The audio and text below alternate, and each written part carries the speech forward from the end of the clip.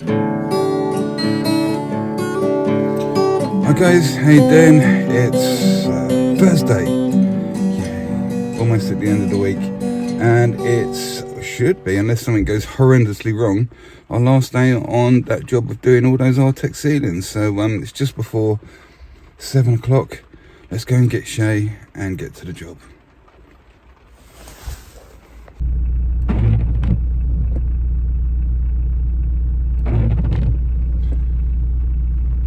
Okay, so here we are guys, we're back in the job. If you haven't been following these videos, this will be part 3. I did say I was going to do 2 parts, but I had the chance to get the last one, yesterday's one, up and edited, so I did that, so this is going to be the 3rd one. And we've got a small amount to do, although it is a little bit tricky, and we've got a lot of dog work to do in the sense of clearing up and making sure the place is properly spick and span, so that the painter can get in here and do his thing when he is ready.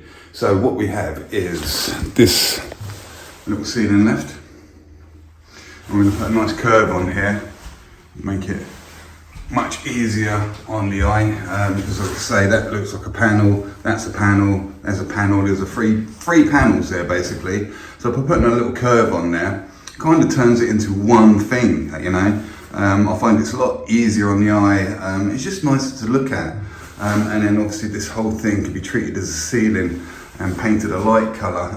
It just makes the room feel a bit more roomy, if you like, a bit bigger with the lighter colours in here. So we've got that to do, and if we come through here, go across the landing, we've got this really awkward little ceiling to do. It's all been kind of prepped up already, scraped back and PVA, but we've got the same thing going on here. Now here I'm kind of like, where's the light? Turn the light on. I don't know the light on, it's got to be outside. Here we go. Right, so here, you know, we've got this plastic beading for the tiler, and it's all on here as well. You know, you could be tempted just to use this edge, but it's quite rounded, and I think we're really going to struggle. We might get this all covered in plaster. I mean, you could tape it up. On this one, I really do think, like we have on the other one, I'm going to get a stop bead for this and just stop bead all the way across here. So we've got a nice sharp edge, and we're going to stop bead down here and down here, and try and keep it shy. That way, if they ever do think about taking tiles off and redo it, maybe they got a chance of saving the ceiling, and they'll have a nice straight edge. The thing is, I forgot we've only got 1 bag of material left, so I need to, we got here, and I need to go and get some material, but luckily, Wickes is just around the corner, so I'm just going to pop there, get that, leave Shay in here. We've got a lot of cleaning up to do, and we'll crack on with the day, and I'm sure as the day evolves, I'll find little bits and pieces to talk about like I normally do. Alright guys, catch you in a minute. Not only is it quite rainy, it's pretty cold this morning as well. Okay, so let's get this beading up done. Now, I very rarely use a tape measure when I'm putting beads up. I'm more of a hold it up and see guy. I find you can be much more accurate. But in here, let's see, I can only get these stop beads in 3 metre lengths, and I can't really get it in there and hold it up very well. It's not really going to work, is it? So what I'm going to do, I'm going to measure what I need, and I'm going to measure it a little bit long when I do the cut. Hold on. So I just measured it as tiny little smidgen bit long, causing that buckle in there. So now I just need to trim off a tiny little bit just to get there. Maybe not quite so important on this one because there's flat side there and a flat side on this side as well. So, you know, it's not that much of an issue. But on here, it's going to work out a lot better. So there we go, look, see, we're right bang on the tiles. It's like millimetre perfect, both ends. With stop beads, they do need quite a bit of fixing. Use one of these heavy duty Stanley ones to walk through them, you know, the bigger, heavier ones. 10mm staples seem to be perfect, they're just enough. 12mm tend to buckle up a little bit. The 8mm don't give you enough purchase, but 10mm just gets you there. That one going on? Yeah, got that one bang on. Sometimes you might snag it, and look, that one's not quite gone in for whatever reason. So there's nothing stopping you, maybe with your stapler. Or better still, go and get your hammer and just seat that home, which I'm going to do. There we go, that bead's up. I've peppered it along. Look, it's every 1, 2, 3, 4, pretty much every 6 inches we've got something in there. Because these stop beads, they tend to flap around quite easily. So you really want to make sure they're up and nice and secure. And it's look, we're nice, perfectly in line with this white plastic tiling bead. Okay, this is a perfect example. So here, rather than use a tape measure, because we can, I'm going to hold it there. I can see exactly how long I need it. I just bring my thumb right to the point that we need it. Just make a little snip there. And the other way. It's quite important that you get this little nib here as well, because if you go straight through like this, you end up crushing it. Or the other option is it can splay out a little bit. Depends how OCD you want to be about it. I need to trim that back so it's more of an angle. Take little trims like that, they can be quite sharp, so I tend to put them somewhere nice straight away. Out the way so you don't kneel on them or something. And there we go. Bang up there, no worries, no tape measure. We get this stapled. Okay, so remember we are going to put a little bit of a curve on here, so we are going to come away. This little bit, being prouder than the actual bead, does make that a little bit more trickier than usual, because you have to kind of get your trowel up there and cut a nice line, because the plaster line is going to slowly draw away from this stop bead. And that's on both sides. But what we're going to do before I knock up anything else, I'm going to knock up a tiny little bit of stiff multi-finish just to take the weight out of this apex here, because otherwise, if you try to go over it with the first coat, what will happen is you'll get your trowel and you'll run across like here, but on the apex, it's going to be slightly heavier, so you're going to end up with this kind of, it won't follow the thingy bob, it won't follow the profile. What will happen is you'll get a little bulge under the weight, and it will kind of be the reverse. And you'll get this like S-bend in your curve. You don't want that. So we just want to get a tiny little bit just to start forming our curve now. It will make all the difference. Control, I'm going to hoover the landing. Okay. Did you want me to film or anything? You can do actually, yeah, go on in. I was going to see what I do myself. But yeah, okay, we're just going in there. We're sorting out these little curves. Now notice we've knocked this up really, really quite stiff. Now let's go in and have a look, so you can be right over my shoulder. Now I've got this one on already. I was saying initially I was only going to get this, but then I noticed that this little bit of here was curling right round this way, so you can see how deep we are on that bead, and you can see we're really shallow here, but we're just dubbing out. Now we've come up this way and eased it off, but then we're getting a little bit of a splurge coming out over here. So what you need to do is get this, can you get around this side chair? You might be able to see the angle better. That's it. So what we need to do is start getting this. This is what makes it difficult, because normally you can just get your trowel and run straight up and cut it off, but we can't here. So we're having to use this little bit of bead here. In fact, I'm going to have to come and have a look at it this way to make sure that's being nice and straight. And we're starting to form that where we're coming away from the bead, that little triangle there. Okay, it's important that you start getting that as soon as you can, and getting that nice and crisp. You want to come around this way and have a look, see how it looks this way.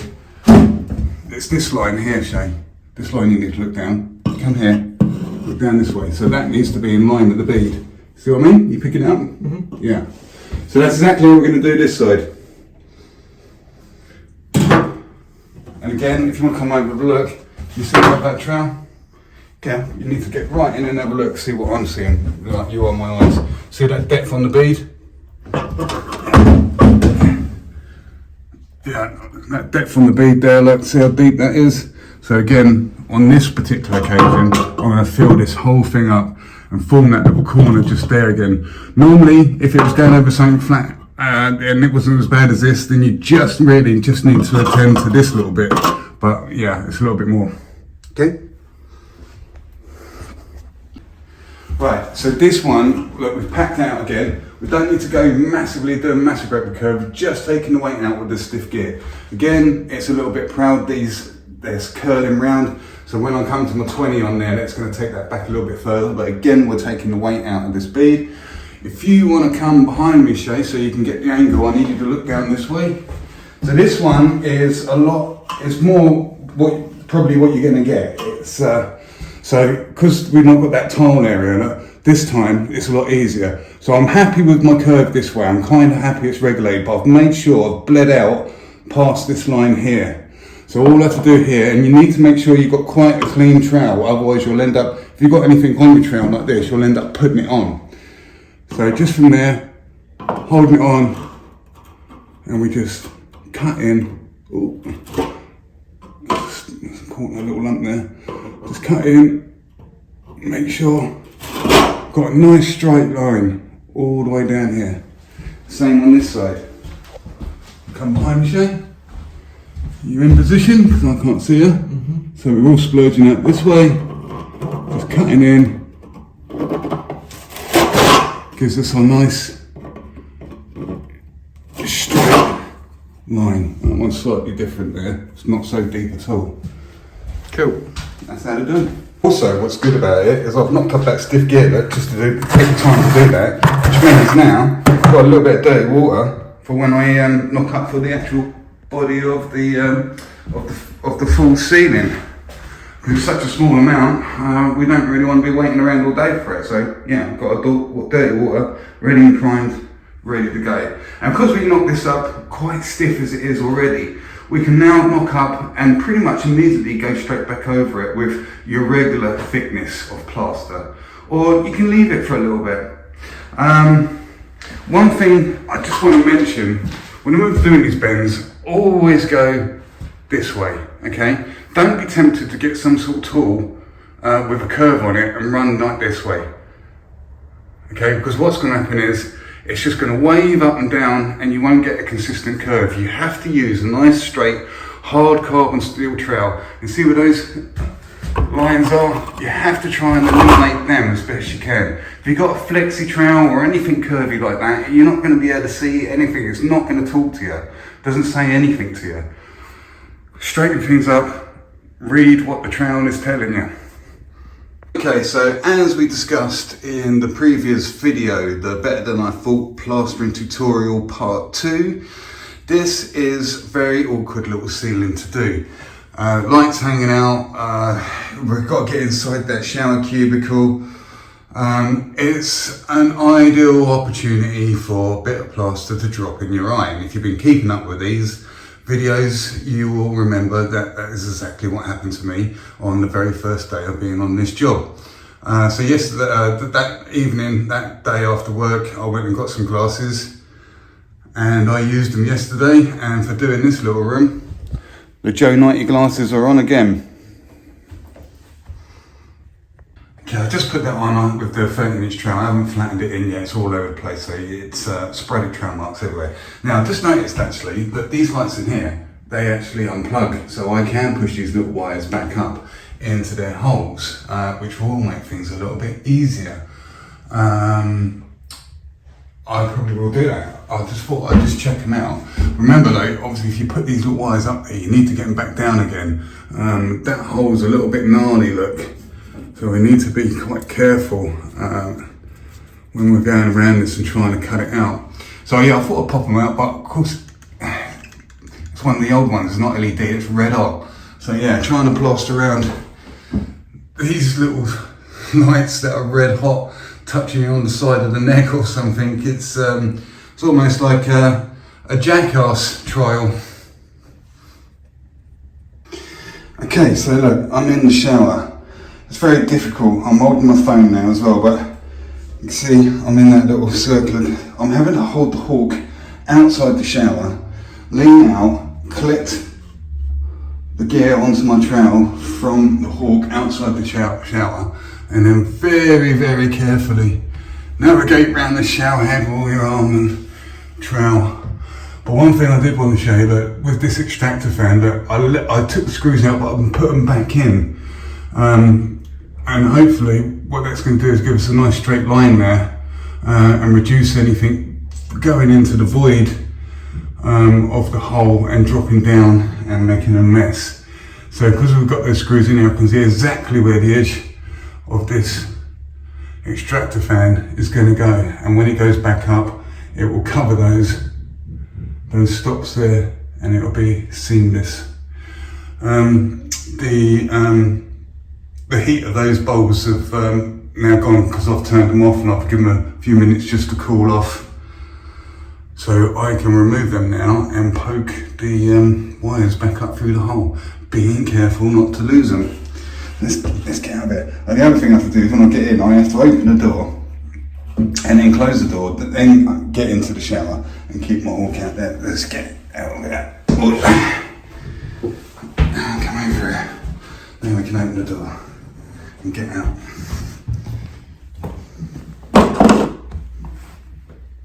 What is it with Tina Turner songs and plastering? Why do they always seem to work out? Huh? Steamy glasses coming from the body heat. I'm your private plasterer for money. I'll do what you want me to do. Back in this front room, this should be easier than in that little bathroom. I'll just fiddle along here. Look at that. I'm gonna have to sort that out. All the way along. Look, even worse, look at that. Jesus.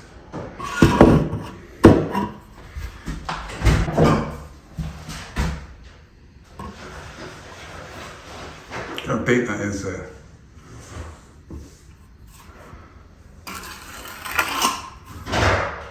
Go straighten that up. Church house, gin house, schoolhouse, street house. Guys, also remember that we've got a nice nasty lump coming up there. I might scrape that back a little bit. But every time we come back to this little corner, we're repeating exactly the same actions, and we're just building it out. So it's starting to take a really nice sloping edge to it, which looks really uniformed. Clean all this off. I might get a little bit of this going on. You can always rub your finger just to get that in there and brush that in. If you want to be that pedantic. I'm watching through the phone and trying to do it, so it's a bit difficult. So that last time I knocked up, look, I was quite accurate with how much I needed, and that's all that's left. It was pretty much right on it. So what I'm going to do is I'm going to add a little bit of water to that and wash that round and just use that small bit of dirty water residue to mix up for the second coat. Just to add, look, you don't need much water in there to wash it round, okay? Because you need to be able to see the bottom. So if you tip the bucket over to the side, you can get right into the edges and clear this. You put too much water in there, then you won't be able to tip it to the side, you won't be able to see the bottom, and you'll have little hard lumps going off right around in the bottom corners of your bucket. So now we've done that, we've washed around, thrown a little bit of water, we can see everything's all clear, all the lumps have been eliminated. Now we can add the relevant amount of fresh water to give us the amount of plaster that we require. Okay, if you are brand new to plastering, completely not beginner or DIY, then some of the techniques I've been using on this particular 3-part video might not be, good advice for you, especially using big trowels and knocking plaster back and using the dirty water and things like that. So if you do have any questions, please do look up the comments. We have a plethora of competent adjudicators on in there, offering loads and loads of really good advice. And if there's anything you need to know, ask the question. I'm sure somebody will get back to you. Okay, so let's have a look now. I've just put this on, and you can see it looks much more agreeable with this second coat. I've not flattened in yet. But because we took so much time with the first coat, making sure we got things straight as we possibly could, now the second coat has gone on a lot thinner and a lot more regulated. There's not deep bits, there's not shallow bits. We've really tried to get things straight on that first coat. And as you can see, it's looking a lot better with all the trowel marks and stuff. We're learning the contours of this ceiling. If you remember, it was very deep here. We filled that with the first coats, and now that's not happening. And remember, when we're coming to these corners, look, we're repeating that same action every time that I showed you earlier. It's the second coat, so it's wet up again. But as the gear picks up, this gets easier and easier and easier. So what did we do? Even though it was small things, because it was awkward, I broke it up. So if you remember, just to recap, we knocked up a tiny little bit, and that took the bends out for us, and then I kept the dirty water from that and knocked into that and put the first coat on, and then really scrutinised with the flatness, and I knocked up for the little one in there and put on the first coat there. Then I knocked up a second gauge to get this one on. Okay, I didn't do it with all the same gear. I wanted to break it up, so as we move around, it's kind of going off at the same pace. So we finish that one, and then we get on here, and as we're bouncing backwards and forwards, we're kind of hitting them at the same point, rather than hitting that one early and hitting this one late and having to mess about.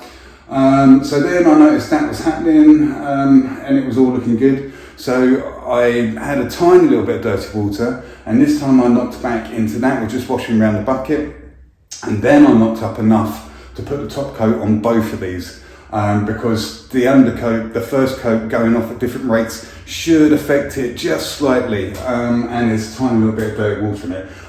It's just one of those feeling things. I just felt we could get away with doing that. If you were struggling a little bit, then I'd probably suggest that you knocked up separately for the two top coats as well. But we haven't done that. So I need to get this flattened in a bit better and then get back on the other ceiling, and I should be catching them just at the right perfect time. Sometimes when you got little profiles like this going across, you might be tempted to tape them up. I mean, you're fine to do so, but I tend not to. Solely because if you tape things up like that, it's really hard to get the bend round, and sometimes the tape disguises things that you don't notice because it's taped up. So the logic being, I prefer to let things like this get a little bit dirty so I can see exactly how it's going to look right at the finish point. There's no worse than, finishing it to the tape, and then you pull the tape off and you think, oh crikey, look, it's all done all that. I didn't notice that because it was taped up. So yeah, all you need to do really on something like this is just keep up with making sure that edge is nice. And I play guitar quite a bit, so the nails on this hand are slightly longer than the nails on my left hand, so that thumbnail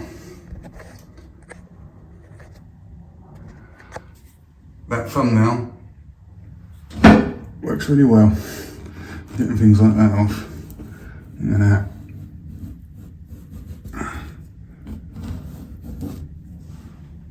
Okay, let's take a second just to talk about wet brushes for a minute. I tend to prefer a slightly smaller wet brush, and because it's easier to control, and when you're in somebody's house, you do need to be kind of a bit careful with the mess if you can help it. If your wet brush is really big and floppy all over the place, it's really difficult to control it. I find the smaller, more cheaper 4-inch ones can really be a good accompaniment for your trowel. And when you've got internals as such, at this point, it really helps things out. Now this is, if you notice, quite a thick one, but it's a fairly old one, so it's starting to thin out a little bit, but see it's still quite thick. These ones here, actually just a few days old. These are from Wigs, and here we look at the edge of those. They feather out really nicely. So again, if you're only this old residue down there, it's a good idea to keep on top of it. And see how that, although it makes a washy. And nick this black one for a minute. Okay. Oh, that makes a washy sort of mess. You can sponge that off at the end, but it really makes internals and things so much easier. You see, and it doesn't dig. You can use it almost like a trowel. Returning back to these corners that sit there, are actually starting to turn into something worth looking at. I'll just show you quickly. Every time you do this, you need really nice and clean trowel. So you can see this one's out of position because I've just been coming up and down, making sure I've got this curve going on. And then the very last thing I want to do, I'm going to use this edge here, the back of the trowel on there. I'm watching through the camera and trying to do this at the same time. I don't know if I can get a better frame. And we're just going to cut into it, come away. And there we go, there's our sharp edge. And you don't want to play with that too much. There we go. We can brush that in. It's starting to look like something's getting there. Okay, we are almost there with this plastering now. It's starting to pick up, so we can be quite a bit rougher with it. And all the while we've been using the carbon steel trowel. And what we've been doing as the wall goes on, you can start opening your trowel up like to this angle and really like laying off the surface with these hard carbon steel trowels. Okay, and then you tend to come and smooth it and then open the trowel, plane it off. When the plaster's wet, you tend to be much flatter. Okay, so you can see your wall all the way back to the end with one of these. The only thing is, the drawback is it can be a little bit teary because the edge might be a little bit more harsher than the stainless steel, but they're so much harder and they're really good for keeping things flat. So now, this thing, I'm quite happy it's done its job. Now we're going to switch to this old thing. This is a Raffinus Flex 2. Now I quite like these. I mean, it's filthy, it's old, but I like these because they're flexible, but they're not as flexible as some of the others. Okay, so you can see the bend in that.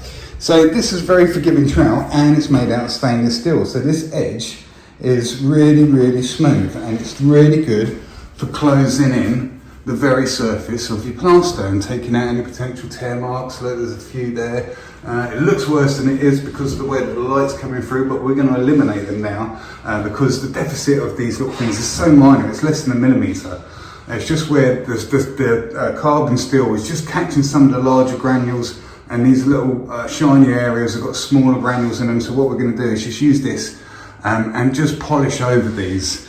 Now, the problem with these is you can't go to these too quick because these trowels do not talk to you because they're so flexible. So these are really, really good for closing in the top, making it look really nice and give it that shine that everybody likes, but they're terrible at getting any ripples out. They hide ripples, they don't eliminate them, they make them look like they're not there until the sun catches them or the light gets turned on. You think, oh, it's rippled all over the place. And the reason is because they're too flexible. So if there is any lumps in there, the trowel tends to flex and bow over ripples, and it kind of, like I say, it hides them, it doesn't talk to you. Whereas the carbon steel will get the ripples out.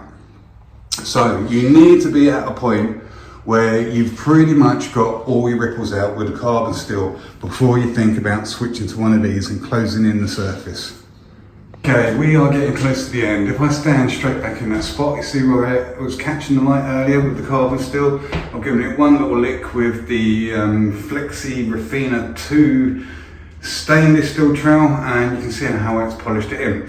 But remember what's happening here on this particular type of artex, the way the condition we find it, it was quite soft, which means it didn't have much paint in it. I think it had only been done and it had been painted really quickly the day it was done, and it's been left the whole time. So when we were scraping back and stuff, I could feel it was really soft. So what's happened is the moisture from the plaster initially gets pulled up into that dry artex, and then once that artex fills full of the moisture, then it starts to sit there, okay, and that artex retains and keeps the moisture in it, which comes at this point, because we're plastering over it, it's kind of making it feel a little bit wet, and it's almost like a spongy feel because the artex is being almost like a cushion under there, and we need it all to dry back again. But it's not at a problem where it really compromises the finish at all. So it's a little bit early, although it's looking pretty good. I want to give it another one. I want it to pick up some more. Then we'll clean off all this bead. But I've just had a little look at how these corners are looking now. It's been quite difficult because none of this has been plastered. It's all been taped and jointed. I'm still going to wash all of this back, but it looks quite unsightly at the moment because this plaster's filled little divots and stuff, and the old paper tape is kind of like in and out, and where the artex has bled around it, it's just left a lot of pimples and stuff that need filling. But when that's painted, we can see the line that we've created there. And so it's always hard to see the actual quality on video because you can see where it started to set and brown off in areas, and it just looks like there's ripples, but there's not. Okay, you can see the line is pretty good. It's hard to see exactly. I've brushed it in. So, like I said, continued with those trowel actions as we were all the way through, and it gets easier and easier because the plaster's picking up. But see, I've left this one till now. So what I'm taking is a nice little inch brush and just brushing that in, taking off any of these little, I can't look through phone, I'm gonna have to guess that I'm recording it good. And it just rounds it off just a tiny little bit and just smooths out any imperfections. I've still got to go over this again. So the light catching those brush marks, not as bad as they look. It's just the light catching them and they're glistening wet at the moment. So when that gets painted, those little brush marks probably be eaten by the paint. But we've still got to go over it one more time. It's not finished yet. And also, if you do leave it like that, then I know it's going to be decorated. The painter will sort that out. But yeah, it's just a little bit waxy at the moment. That's why we're getting those brush marks. So I'm just going to leave it pick up for a little bit, and then I'm going to come back and give it its final one. Okay, so we're pretty much there. I just gave it a second one with the Rafina Flexi just to close it in and give it that little sheen. I've had to brush a lot of this in because these walls were not down to do the walls. I mean, they're a bit lumpy bumpy, but you can make out there's the corner that we made up and we brushed it in. Maybe tiny little bit of sanding. We'll make that dead sharp.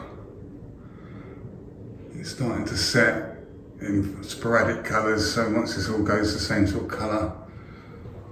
But yeah, I'm quite happy with it. It's quite a nice sharp corner. Running all the way down.